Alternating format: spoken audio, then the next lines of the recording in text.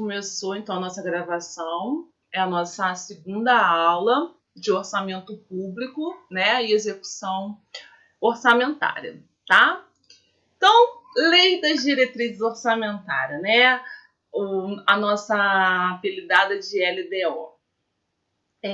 Primeira coisa, o pessoal aí gosta de falar, né, que a gente, no setor público, a gente tem nossas sopinhas de letrinhas, né? Então, a gente tem mais uma outra sopinha de letrinha para quem não é familiarizado gravar. A Lei de Diretrizes Orçamentárias, vou falar para vocês que já é algo assim que não existe em outros países, né? Foi algo assim, vamos dizer, um certo inovador aqui no Brasil, para que o gestor público tivesse um instrumento de planejamento em que pudesse interligar o PPA com a Lua, né? Então, a princípio, você sempre tem um planejamento, não teria um outro mecanismo para que você, de fato, ligasse ao orçamento, né? Então, você tem um planejamento, você tem um orçamento, mas foi-se criado um terceiro, vamos dizer, com essa intenção, né? Ligar aquilo que foi planejado com aquilo que vai ser operacionalmente executado, tá? E aí, um fato aqui que eu acho importante a gente ver, que ela foi criada em 88 pela Constituição Federal, só que quando começa a vir com a Lei de Responsabilidade Fiscal, ela trouxe ainda mais responsabilidades, que a LDO ela vem, assim, na minha opinião, como a principal assim, instrumento orçamentário de regular como é que tá as ações desse gestor público no momento ali da execução orçamentária, né? Então ele regula o antes para você verificar como é que está sendo o seu processo posterior. Então aqui, ó, a LDO concebe a forma como os programas vão ser executados e com a edição da LRF, a LDO teve suas funções ampliadas e se transformou no principal instrumento de planejamento atualmente, tá? Importante dizer que os três, tá? Tanto a LOA como a LDO e o PPA são planejamentos, né? Que a gente chama de planejamento orçamentário. Só que aí cada uma com as suas especificidades que a gente está conhecendo e posteriormente, de fato, que você vai ter a execução. Todavia, essa forma assim de você discriminar, né, em forma de lei e tudo mais, a LDO e o PPA tem mais essa característica, né, de mostrar a médio prazo, a LDO ali informando determinadas formas, né, de situações possíveis que vier a ocorrer, e a LOA vai ter um viés mais de evidenciar a questão de receita e despesa, né, de previsão e fixação, tá? Então, esses seriam basicamente as principais diferenças. Vamos lá, então. LDO, gente, aqui, ó. LDO pela Constituição Federal. Então, só para a gente ficar claro na nossa mente, a princípio, nós temos 6 características, tá? 6 características pela Constituição Federal e 6 características pela Lei de Responsabilidade Fiscal. Vamos ver agora as 4 primeiras, já fixada ali pelo artigo 165, né? Que vem mostrando logo no parágrafo 2º, o que seria ali a LDO e as 4 características que ali envolve, tá? Então, olha lá. Funções pela Constituição Federal da Lei de Diretrizes Orçamentárias. Primeiro, definir as metas e prioridades da Administração Pública Federal. E dentro dessas metas e prioridades da Administração Pública Federal, envolve eu definir as minhas despesas de capital para o exercício subsequente, tá? Orientar a LOA, né?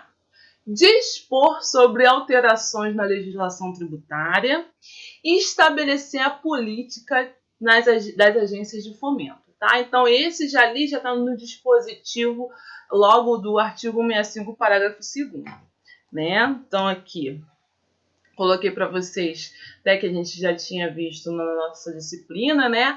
E aqui tem esse método mnemônico, se vocês quiserem gravar, que é o MOD. Então, através do MOD, você já sabe que é metas e prioridades, orientar a LOA, dispor sobre alterações da legislação tributária, né? E estabelecer a política das agências de fomento. O que eu quero mostrar aqui para vocês é o dispositivo, tá? O dispositivo é esse do artigo 65, parágrafo 2º. Então, olha lá, a Lei das Diretrizes Orçamentárias compreenderá as metas e prioridades da administração pública federal, incluindo as despesas de capital para o exercício financeiro subsequente, orientará a elaboração da lei orçamentária anual, disporá sobre as alterações na legislação tributária e estabelecerá a política de aplicação das agências financeiras oficiais de fomento. Então, percebam que aqui no dispositivo, ela elenca ali 4 características iniciais da nossa lei de diretrizes orçamentárias, que nós vamos ver um pouquinho detalhado a seguir. Então, lá, compreenderá as metas e prioridades dessa minha administração pública, então, federal, e a nossa Constituição Estadual e lei orgânica vão seguir a mesma simetria, então a administração estadual vai estar na Constituição Estadual, assim como na lei orgânica, incluindo as despesas de capital para o exercício financeiro subsequente. O que é isso, gente? Vamos recapitular algo que a gente viu até na aula passada. A gente vai ter um PPA, que o quê? Vai contemplar lá o que o governo quer de médio prazo, né? Então, ele pretende realizar no período de 4 anos o quê? Pretendo criar um programa para resolver esses determinados problemas e que, no caso, seria construir 50 escolas. Então, a minha LDO vai definir qual vai ser a minha meta e prioridade para cada ano para a execução daquele programa. Então, ela norteando a minha LOA, ela vai definir as metas e prioridades que para o próximo ano seguinte, subsequente, né, como a gente está vendo aqui, seria o quê? Construir 10 escolas, né, e assim por diante. E a nossa LDO, nossa LOA, perdão, só para a gente relembrar, ela vai estimar o valor dessas escolas, né? Então não é simplesmente dizer quantas escolas serão. Vou definir agora o montante financeiro para a construção dessas escolas. E lembrando que a gente ainda tem o quê? As despesas correntes, né? Que vão ser aquelas despesas contínuas que a gente precisa saber, que vai ser de professores, manutenção e assim por diante, tá? Segundo, orientar a elaboração da LOA. Então, assim,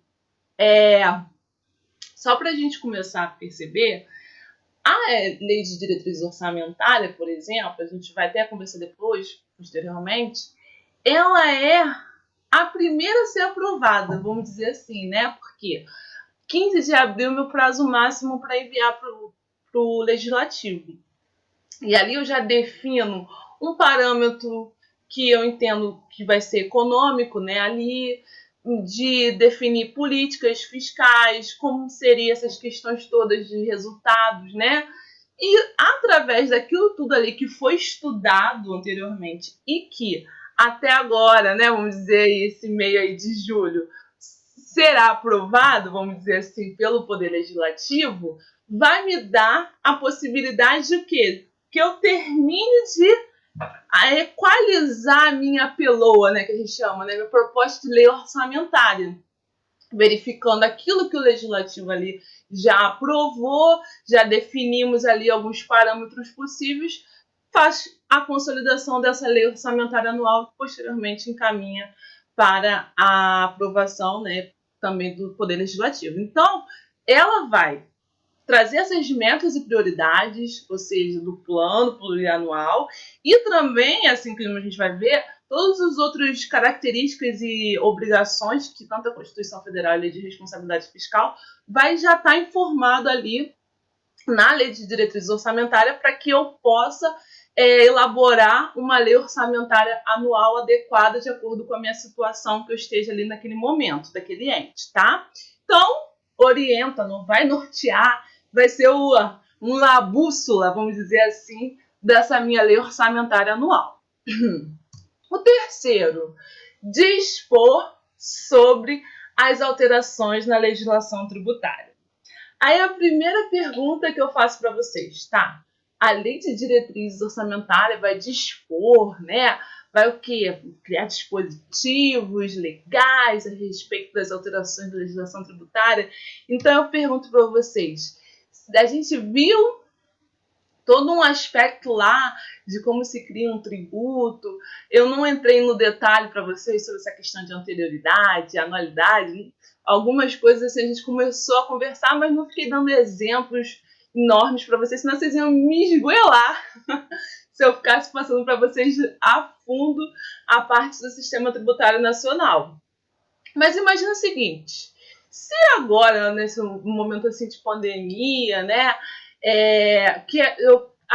o governo federal, né, ou o governo estadual, vamos dizer assim, queira criar um tributo. Lembra que tributo a gente tem um montão, lembra? A gente pode ser impostos, taxas, né, contribuição de melhoria, as próprias contribuições sobre a CTN, tá? A CTN envolve tudo, né? Impostos, taxas, contribuição de melhoria, as próprias contribuições e os empréstimos compulsórios. Tudo ali envolve o nosso tributo. Então, se eu quero criar um tributo, é preciso que haja previsão da LDO? E aí? Pergunta, gente, quero ouvir vocês. E aí? Se eu quiser criar um tributo, preciso dessa previsão da LDO?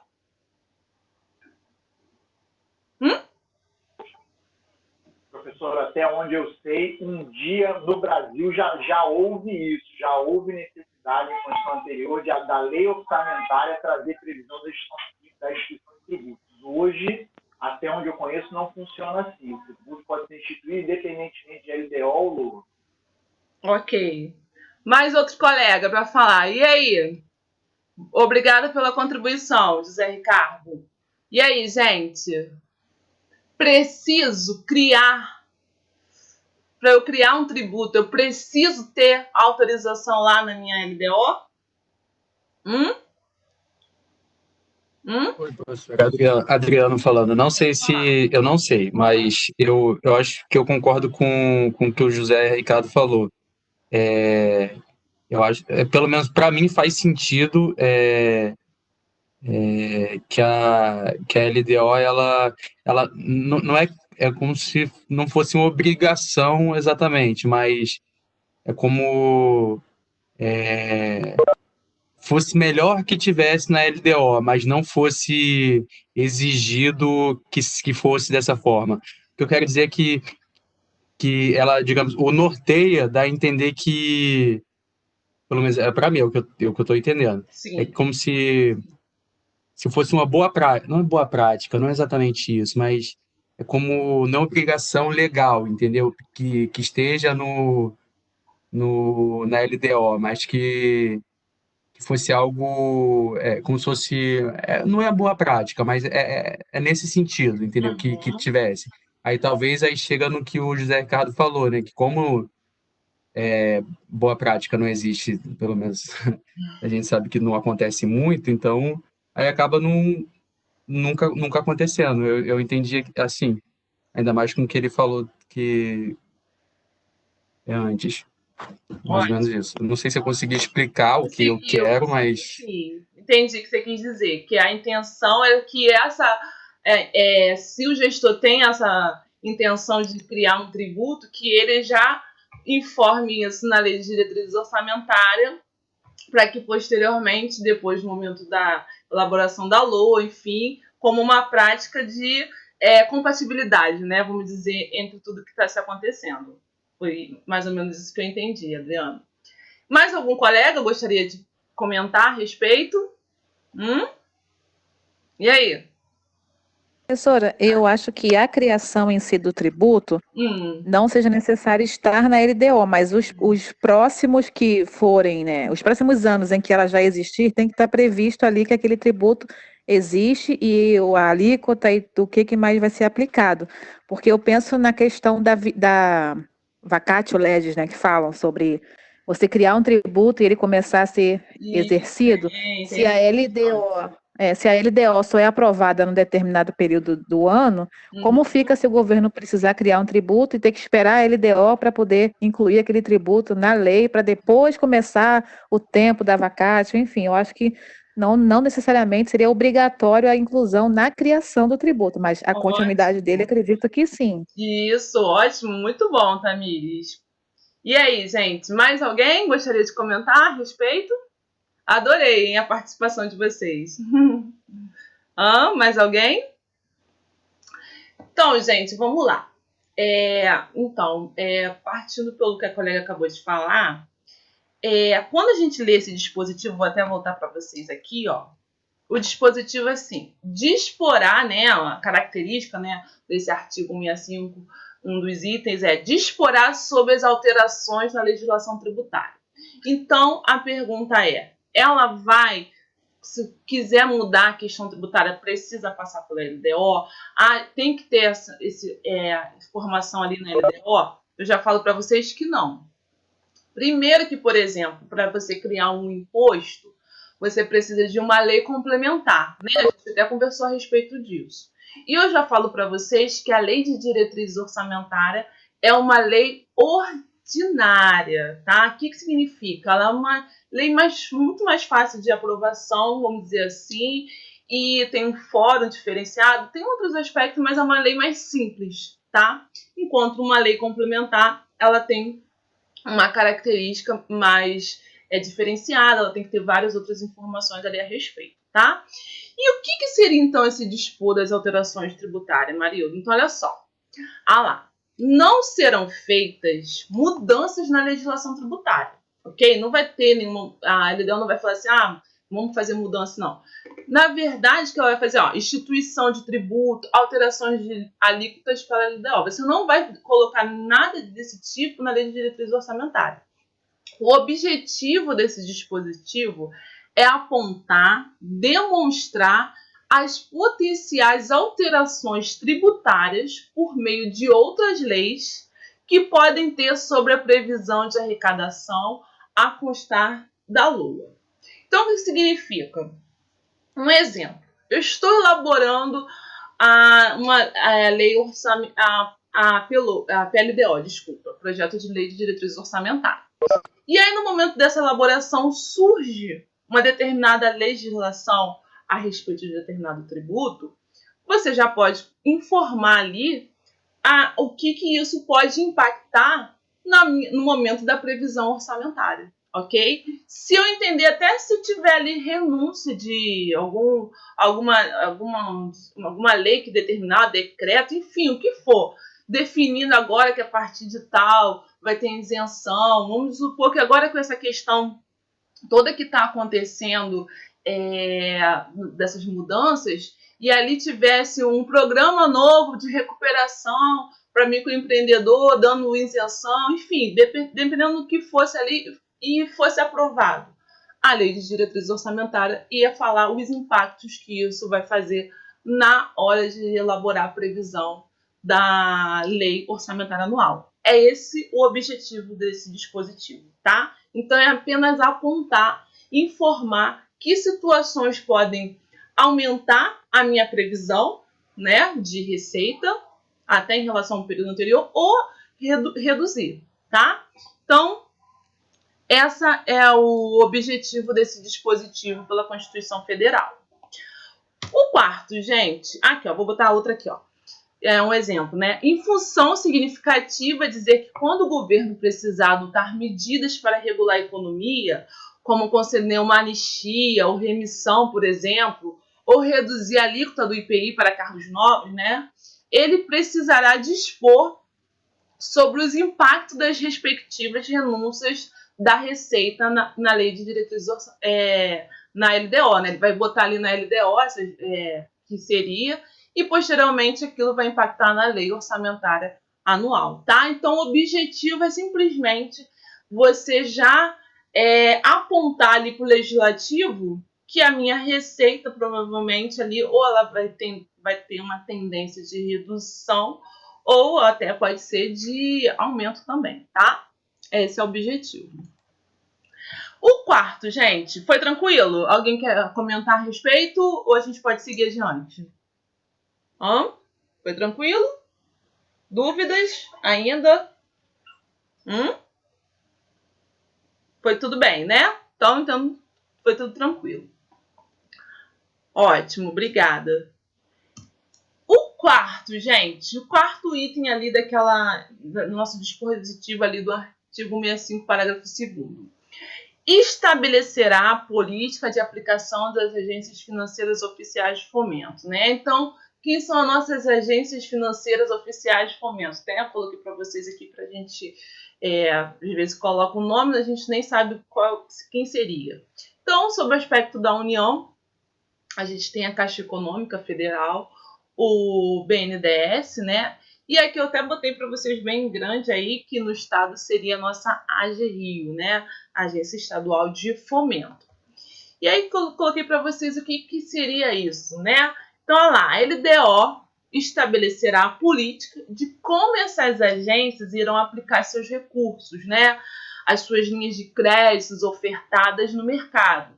Então, por exemplo, constará na LDO como a Caixa ofertará a linha de crédito para o setor imobiliário.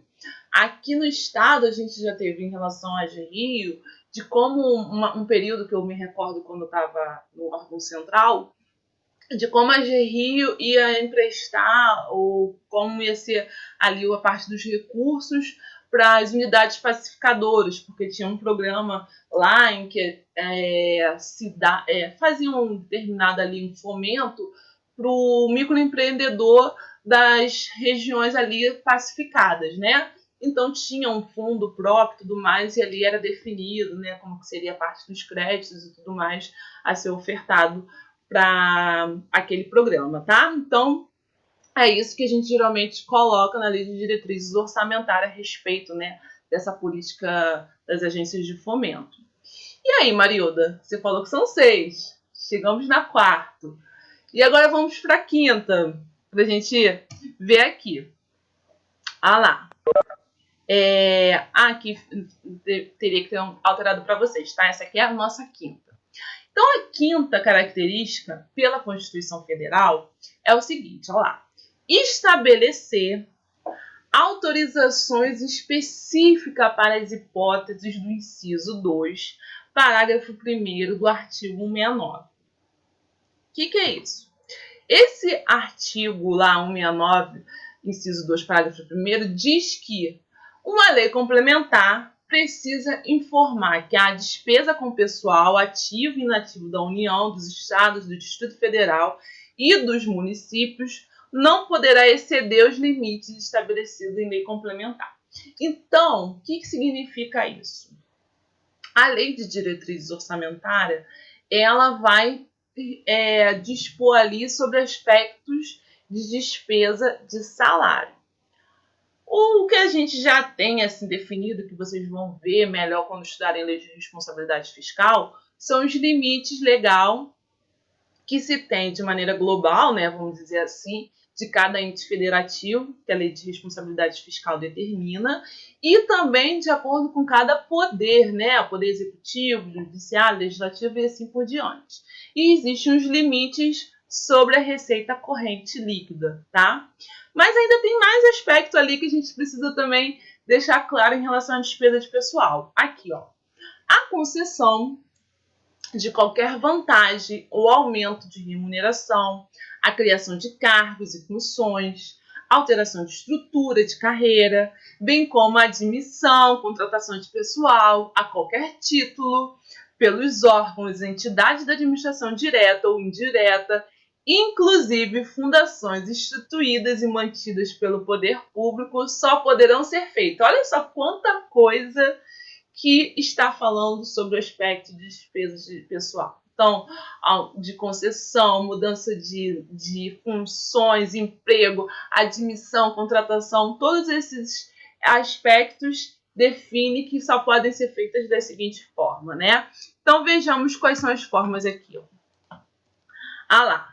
Se houver prévia dotação orçamentária suficiente, ou seja, tem que ter uma dotação orçamentária que seja suficiente. Vocês vão entender mais na próxima aula o que seria essa dotação orçamentária, mas vamos dizer aí que é uma gavetinha que tenha um valor reservado para isso, para atender as projeções de despesa de pessoal e aos acréscimos delas decorrentes. E segundo, se houver autorização específica na Lei de Diretrizes Orçamentárias. Aí entra um casozinho que a gente fala, né? Ressalvada as empresas públicas e sociedades de economia mista. Então, as empresas públicas e sociedades de economia mistas não entraria nesse aspecto de autorização prévia da Lei de Diretrizes Orçamentárias. Sendo que a gente entende que a doutrina fala que quem não entra dessas empresas públicas e sociedade de economia mista são as empresas independentes. As empresas dependentes entraria aí nesse bolo, que precisa de autorização ali também prévia, né, na Lei de Diretrizes Orçamentárias. Só para a gente deixar claro aqui para vocês, eu já até falei isso para vocês, mas só para recapitular, dentro da nossa administração pública, a gente tem a administração pública direta e a indireta, né? Então, lá a direta, que são os nossos dos poderes, e a administração indireta estaria ali as autarquias, fundações, as empresas públicas e sociedade de economia mista. Dentro delas, né, nós temos a figura das empresas públicas e sociedade de economia mista regidas, né, pelo direito privado, ou seja, concorre com a iniciativa privada, né? Elas têm essa característica, sendo que elas têm a possibilidade de ser dependente ou independente. E nós chamamos, já para vocês começarem a ter isso em mente, elas estão ali no orçamento fiscal ou no orçamento da Seguridade Social, que é um orçamento utilizado para todos os outros da administração direta e também da administração indireta, tá?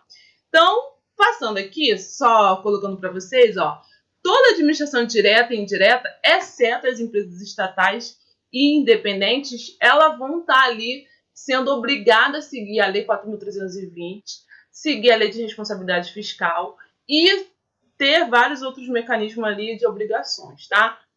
Já posso falar para vocês que as empresas independentes, elas não vão seguir esses ritos, elas vão ter muito o aspecto do setor privado. Mas parte ali da prestação de contas delas, elas precisam fazer porque elas receberam recurso. Se elas receberem recurso, né, provavelmente do ente majoritário. Mas isso não vai ficar para hoje, tá? Vamos fechar aqui então sobre esse aspecto da empresa estatal dependente, que é essa empresa aí que pode receber recurso para despesa de pessoal, que é o nosso caso que a gente vai ver, ou até outros tipos de despesa. Então, a empresa estatal dependente, eu preciso primeiro começar a pensar no seguinte: é uma empresa controlada pelo meu ente federativo? Então, lá, empresa controlada são as empresas em que o ente federativo, federal, estadual ou municipal, direta ou indiretamente. Percebam que o controle pode ser: eu tenho controle, eu, Estado do Rio de Janeiro, tenho controle da empresa A. E a empresa A tem o controle da empresa B. Então, eu, Estado, também tenho o controle da empresa B. Porque quem manda na empresa A é quem? É o Estado. Então, a gente fala que é um controle indireto, tá? E detém a maioria do capital social com direito a voto. Então, é importante que esse maioria, que a gente até tem a questão das ações preferenciais, né, e ordinária, precisa aquelas que sejam com direito a voto, tá? Então, lá, receber recursos financeiros do ente federativo majoritário, né, aquele que tem a maioria do capital. Despesa de pessoal, despesa de custeio. Quando eu falo custeio, é a manutenção, né, todos os aspectos ali para sobrevivência daquela empresa, né? E despesa de capital, né? Se você vai precisar comprar computadores, carro, enfim, tudo ali você precisa do seu ente federativo majoritário para que te mande recursos para isso. Se caso você não precisar, né, que a gente fala, exceto nessas despesas de capital, aquele referente à participação acionária. Então, como assim, Marilda? Se eu só receber recurso do meu ente federativo majoritário para aumento de capital social, ou seja, aumento do tamanho dele sobre a minha empresa, isso não é caracterizado como empresa estatal dependente. uma empresa, continua sendo independente. Mas se eu recebo para despesa de pessoal, despesa de custeio e despesa de investimento, seja ele qual for, aí eu me torno uma empresa dependente. E aí preciso de uma autorização na minha LDO se eu quiser aumentar lá o meu salário do pessoal e assim por diante, tá? Tranquilo até aqui? Então, eu preciso saber muito claro até essa questão do que é dependente e independente, que isso vai impactar no meu orçamento. Eu vou falar para vocês aqui. Por exemplo, as sociedades de economia mista, né? E as empresas públicas dependentes, elas vão estar no orçamento fiscal da Seguridade Social. Já as independentes vão estar em um outro tipo de orçamento, que a gente chama de orçamento de investimento, que vai ser o nosso assunto da próxima aula. Ok? Então, a quinta característica pela Lei de Diretrizes Orçamentárias. E a nossa sexta, né, característica, ufa, estamos chegando, hein? A sexta característica, ela define o quê? Na Lei de Diretrizes Orçamentárias, ela já vai, né, definir ali como é que vai ser o norte da proposta dos outros órgãos lá. E estabeleceu o limite das propostas orçamentárias de todos os poderes do Ministério Público. O que vocês precisam ter claro? Todas essas leis são leis de iniciativa do Poder Executivo, mas cada poder vai ficar responsável por elaborar a sua respectiva proposta orçamentária, ok? E aí ele vai se basear num limite. Vai te falar assim, ó, tantos por cento da receita é o que você vai definir o seu gasto de despesa. E isso tudo ali, a Lei de Diretriz Orçamentária também já vai informar. Então, lá, estabelecer quais serão os limites, né? Então, quando os poderes ou o Ministério Público vão elaborar sua PELOA, tem que obedecer os limites estipulados da LDO. Então, ali foi definido ali quanto que é, percentualmente, geralmente, sobre a receita. E ali, depois, quando eles começarem a elaborar, sendo aprovado, né, a Lei de Diretrizes Orçamentárias, eles vão se basear a respeito daqueles limites definidos pela LDO, tá? Ufa!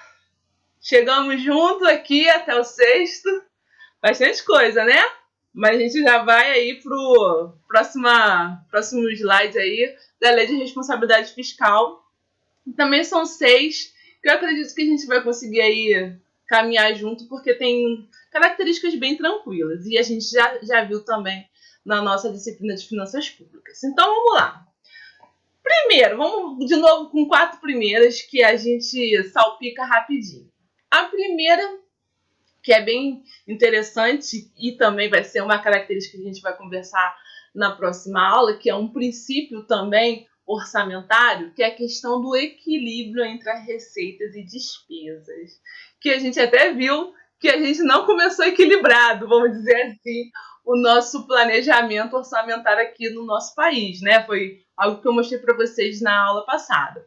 Mas a Lei de Responsabilidade Fiscal falou assim, ei, vamos manter essas receitas e despesas de maneira equilibradas, ou seja, aquilo que entra, seja aquilo realmente que saia, mas vamos conversar um pouquinho mais a respeito.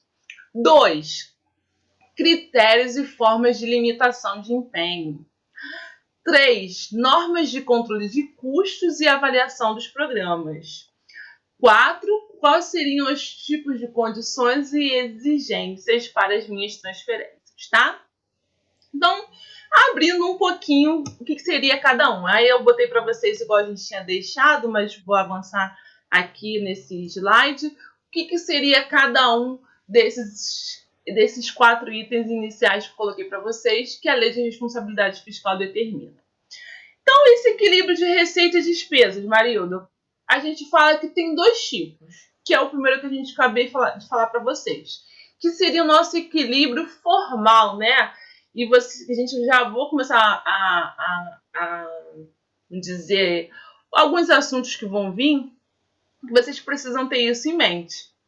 Uma coisa que eu vou falar para vocês, né? Para vocês terem isso claro.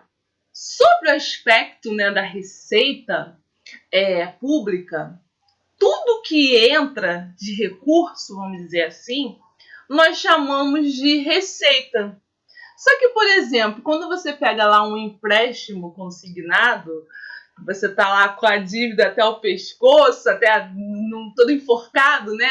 E quer sair do cheque especial, quer sair daquele cartão de crédito que está no vermelho, aquilo que você pegou de empréstimo não é uma receita, porque aquilo ali não é seu salário. Aquilo ali vai ser uma futura obrigação, né? Uma futura obrigação que você tem a pagar. Só que sobre o aspecto de entrada financeira, né? Uma entrada do recurso, vamos dizer assim, aquilo ali, no aspecto geral, a gente chama de receita. E vocês vão ver isso quando a gente estudar sobre receita. E despesa, né? Toda saída de recurso. Mas a gente vai ver também que tem algumas despesas que não necessariamente a gente pode englobar como uma saída de recurso devido a um gasto, né? De uma despesa, por exemplo, de luz e assim por diante. Mas pode ser de você perder parte de um patrimônio, né? Você vendeu uma casa, vendeu um carro, né? Então, está se desfazendo de um patrimônio. É uma outra análise que tem que ser feita, tá? Então, esse é o equilíbrio que a gente chama formal, da entrada e saída financeira, tá? Então, lá, equilíbrio entre receitas e despesas refere-se à observância do princípio do equilíbrio orçamentário. Receita prevista igual a despesa fixada, equilíbrio para elaboração da LOA, ok? Só que vamos pensar agora um outro aspecto, que é o que está acontecendo atualmente, né? E eu até vi hoje, fiquei assim, horrorizada, que é a situação que a gente está vivendo. Refere-se ao equilíbrio durante a execução do orçamento, que a gente chama do chamado equilíbrio autossustentável, que é o nosso equilíbrio primário. O que é esse equilíbrio primário, Marilda? A gente não vai se aprofundar muito nessa disciplina. Em lei de responsabilidade fiscal, vocês provavelmente vão se aproximar mais a fundo sobre isso.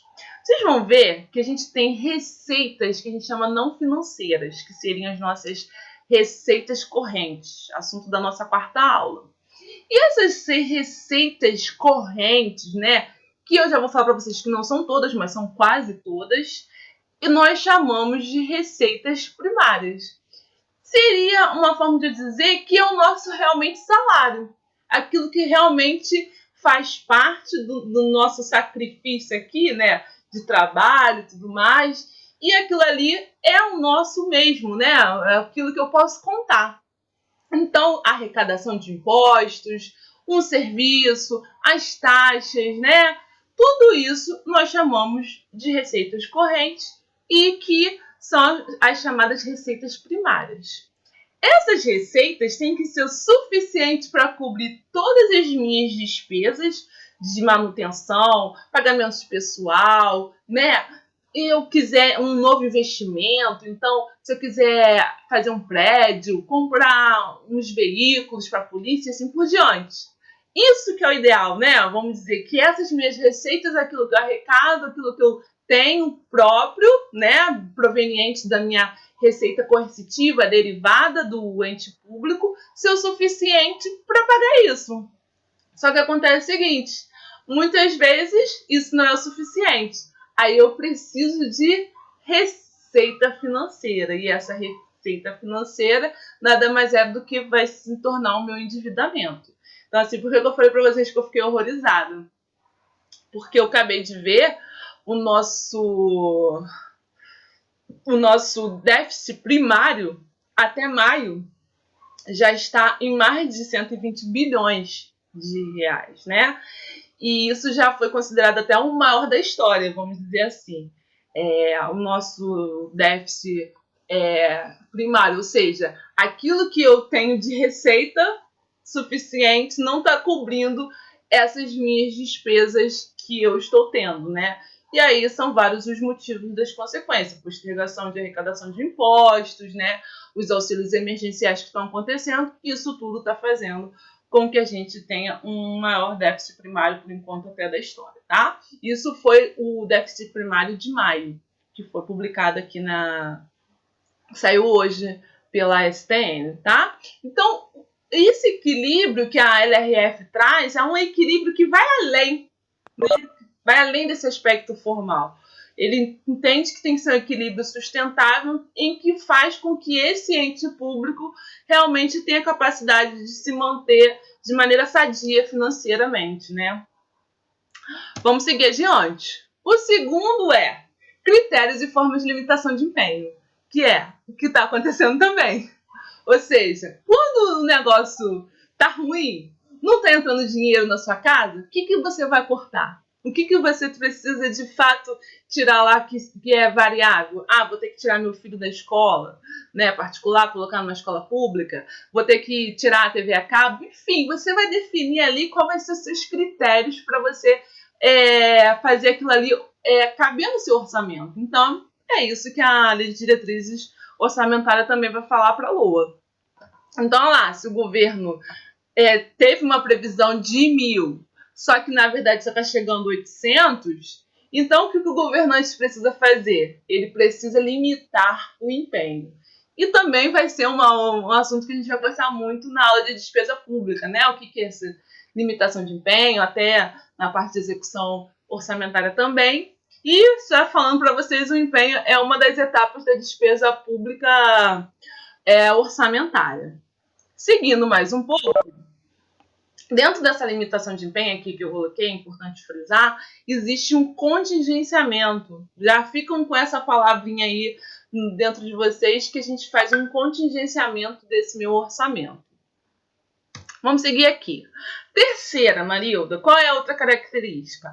Normas relativas ao controle de custos e a variação dos resultados dos programas financiados e com recursos orçamentários. Então, ali, a lei, o que a Lei de Diretrizes Orçamentárias vai ter que fazer? Levar em consideração a relação de custo-benefício, né? Ou seja, qual é a relação que eu preciso fazer em relação a determinados tipos de programas, projetos e tudo mais, e os resultados alcançados, tá?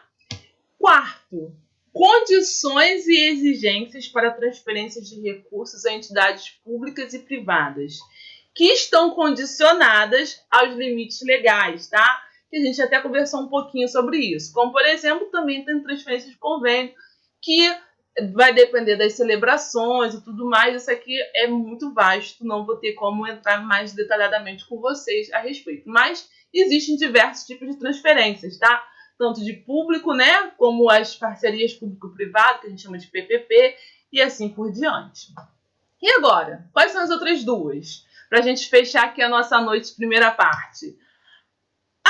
Os dois anexos principais que foram colocados aqui pela Lei de Responsabilidade Fiscal.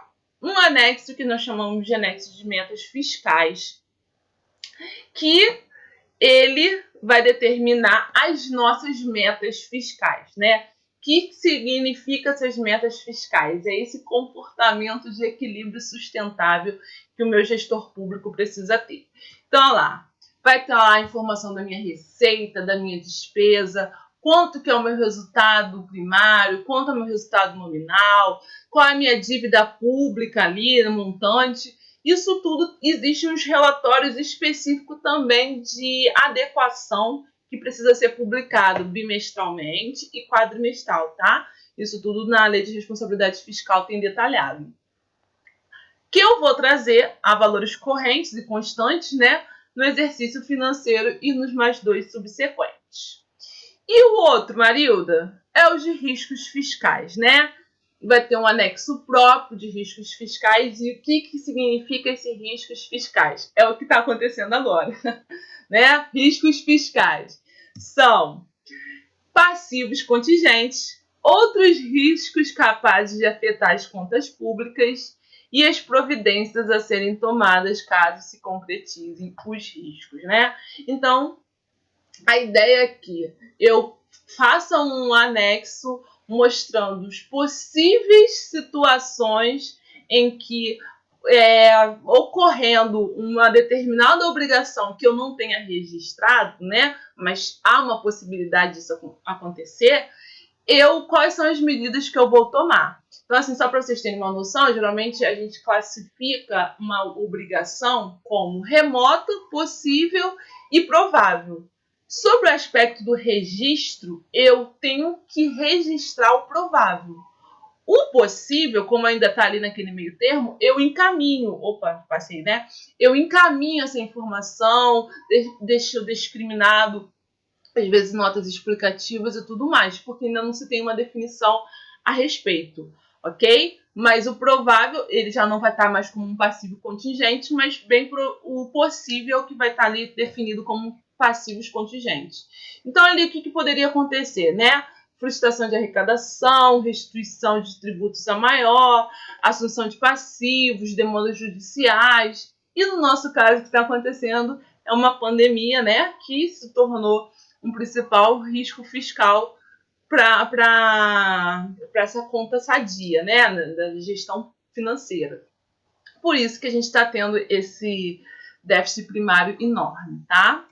E aí, por último aqui, que eu gostaria de mostrar para vocês, que é algo que aconteceu com uma emenda do ano passado, mas atualmente está sendo obrigatório apenas para a União, significa isso aqui, ó. As emendas do projeto de lei de diretrizes orçamentárias não poderão ser aprovadas quando incompatíveis com o plano plurianual. Essa emenda aqui do artigo 66, parágrafo 4º, ok, para todos os entes federativos, essa informação, né, que precisa ter essa compatibilidade. É algo óbvio, né, mas que não se verificava tão ali profundamente, né, se aquilo que estava sendo aprovado na LDO tinha compatibilidade com o PPA. E aqui, esse segundo quadro, a gente colocou aqui, ó, integrará a lei de diretrizes orçamentária para o exercício a que se refere, pelo menos para os 2 exercícios subsequentes. Aí entra um outro anexo, né, um anexo com a previsão de agregados fiscais e a proporção dos recursos de investimentos, né? Então, esse aqui já entra um outro aspecto que aí já vai sobre uma parte de política monetária e tudo mais, que serão alocados na lei orçamentária anual. Também a questão dos investimentos, e que eu vou precisar, até que a gente começou a comentar ali sobre aquela emenda da Constituição 188, que se tem a intenção, né, de que esses investimentos que vão alocar para os próximos anos, que tem essa continuidade, também fique na LOA. Na lei de diretrizes orçamentárias já se pede pela emenda constitucional que ocorreu ano passado. Só que logo em seguida já afirma que esse dispositivo acima aplica-se exclusivamente aos orçamentos fiscal e seguridade social da União. Bom, a princípio, como ele é a Constituição Federal, né, e tudo mais, ele tem esse aspecto de sempre focar ali para a administração pública federal e assim por diante. Sendo a mudança depois com simetria, né, na Constituição Estadual, e assim como a lei orgânica, pode ser que venha a ter essa mudança, né, essa mudança para as PLDO, né, vamos dizer, até essa agora de 2021 e assim por diante, dependendo se já tiver feita a mudança nas suas Constituição Estadual e lei orgânica, tá? E fechamos. Fechamos lei de diretrizes orçamentárias, gente. E aí? Essa é a primeira parte, tá? Porque tem muita coisa pra gente falar da segunda parte. Inclusive, a gente já vai falar do projeto de lei de diretrizes orçamentárias já de 2021. Vocês querem comentar alguma coisa a respeito? Voltar em algum assunto? Pra ver se fechamos. Ah, tá. Já estava esquecendo desse último item aqui. Que bom que eu passei, porque eu pensei que ali fosse o final. Trouxe aqui um nosso amigo aqui, doutrinador, acabou que era para...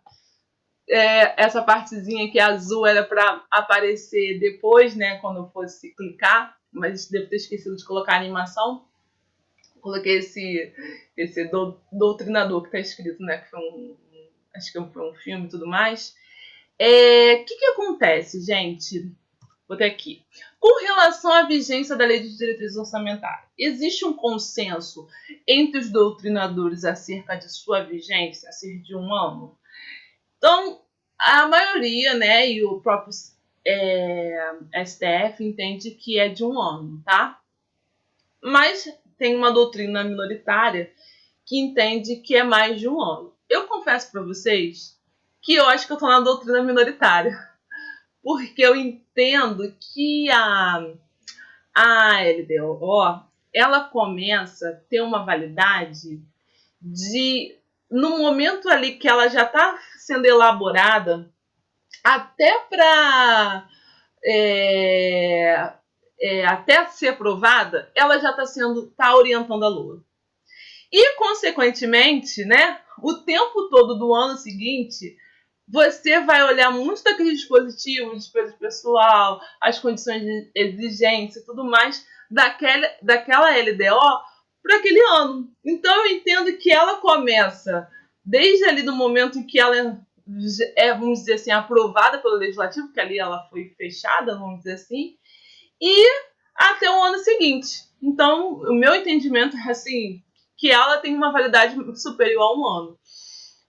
Todavia, a maioria dos doutrinadores, né, e o próprio STF, entende que a vigência dela, né, de validade e de que realmente ela tem aquela vigência, é quando inicia o próximo exercício para qual que ela tem o foco, né, ou seja, a regulação dela é para aquele exercício, então ela tem vigência de um ano, então iniciando 1º de janeiro e fechando 31 de dezembro daquele exercício. Então, eu já falo para vocês que existe essa pequena discussão, mas que vamos dizer que não tem tanta relevância assim, mas eu entendo, na minha opinião, que eu estou falando por mim, até que já trabalhei no órgão central, a LDO você vai o tempo todo nortear o que você está fazendo da LOA, até como PLDO, ela vai nortear a LOA, porque vocês vão ver que às vezes a LDO demora para ser aprovada. Enquanto isso, a gente está usando o PLDO que foi feito para elaborar o PLOA, tá? Acho que agora foi? Foi. Dúvidas a respeito? Vou fechar aqui para a gente não ficar com um vídeo muito grande.